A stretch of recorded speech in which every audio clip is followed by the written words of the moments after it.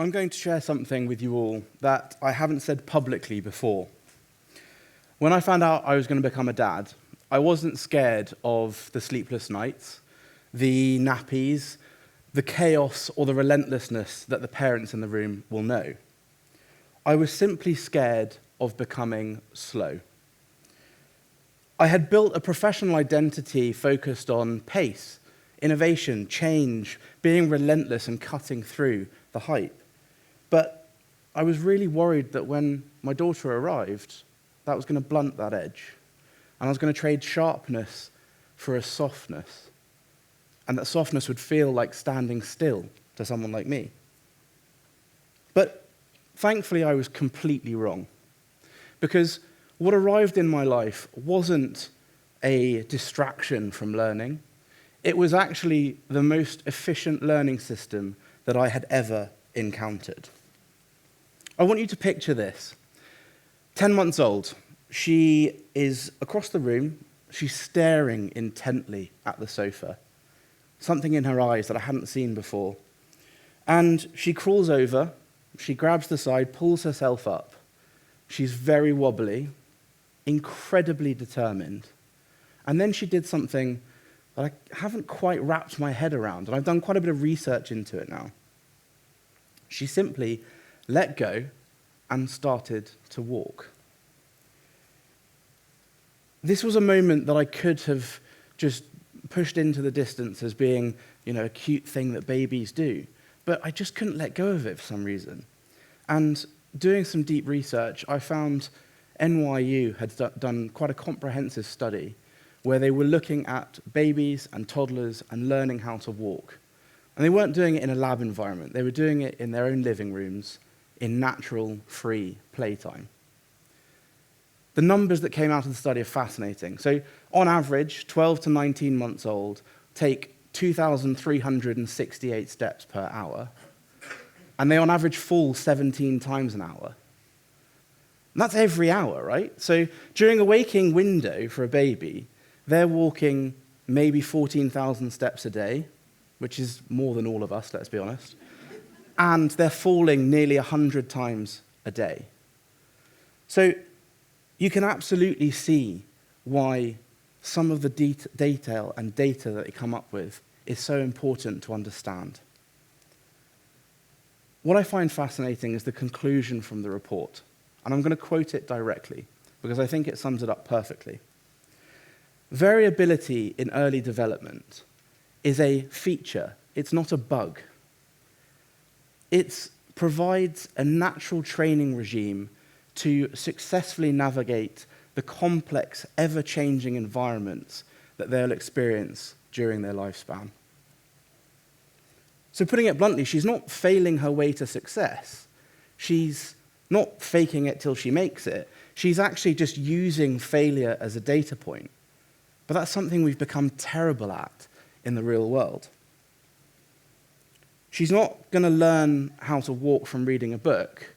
She learns how to walk by learning how best to learn. At the same time she was taking her 14,000 steps and falling over 100 times, some of the smartest engineers around the world were actually looking at exactly the same problem, teaching robotics. So Boston Dynamics, the company behind the robot dog and the humanoid robots that you might have seen online, they actually published their approach to this problem. They specify that they do over 1 million simulations in a compute cluster before the robot takes a single step. And that's thousands of simulations going on in parallel. They'll be doing different things with different physics, different terrain, different friction. Another company, Figure AI, in the robotics space, they sum it up nicely. They simulate years' worth of data in hours, which really does highlight it. Think about that, years' worth of data. My daughter was 10 months when she started walking. She had very little under her belt.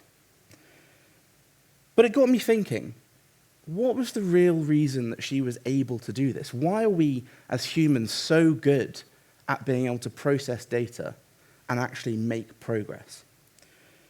She had a full bandwidth of all senses coming in at all angles. She had touch, smell, balance, taste, everything, all from the day she was born. And that is a huge amount of data that all of our brains are processing every second of every day. So the best engineers in the world needed that million simulations. She simply needed a glance at us to confirm she could do this, and the trust and faith that by holding the sofa, she could indeed let go. Now, this got me very curious in a space. At what point did we stop becoming the kids and the children that you've all experienced, and we became closer to the machine?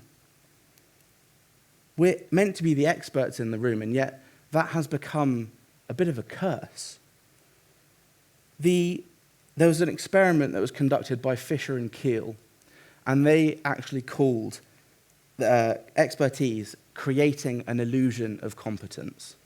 Now, don't get me wrong, expertise is incredibly useful, but when it becomes overburdensome, you end up overtaking it with fear. There's a Zen teacher called Shunryu Suzuki who said it best, in my opinion. In the beginner's mind, there are many possibilities, but in the experts, there are few. We've built careers on knowing so many things, all of us, every person in this room. But now, in some cases, knowing things actually is slowing us down.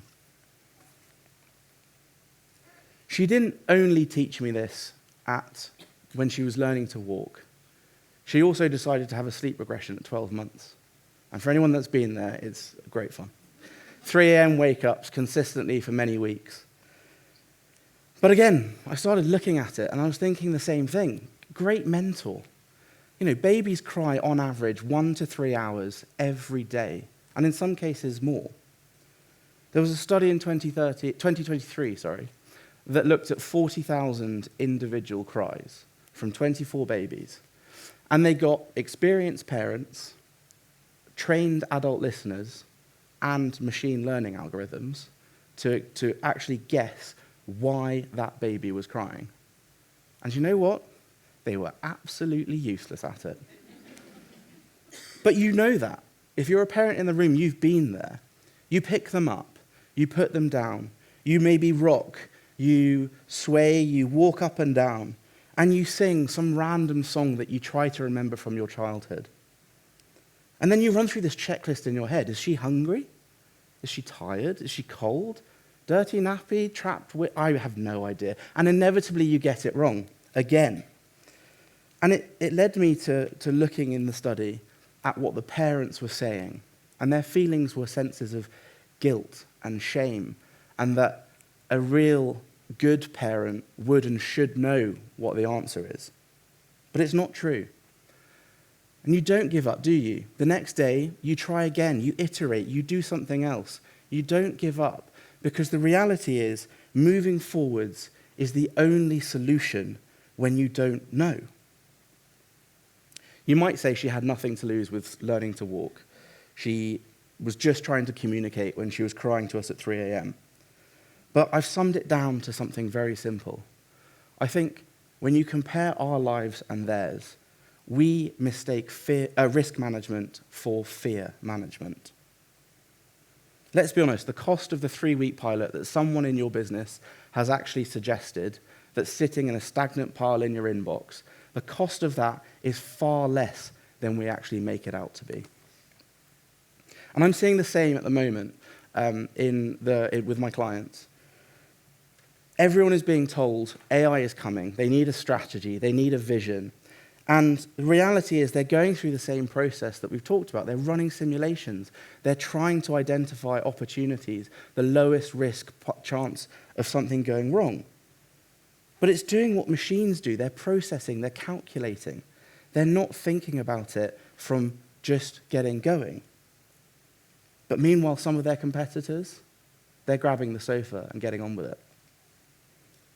So we've stopped acting like humans. And to be honest, I think more and more we're acting like slow computers from the 1990s. I've been there, right?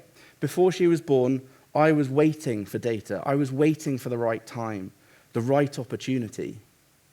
And the reality is, she dismantled that idea in about 4 seconds flat.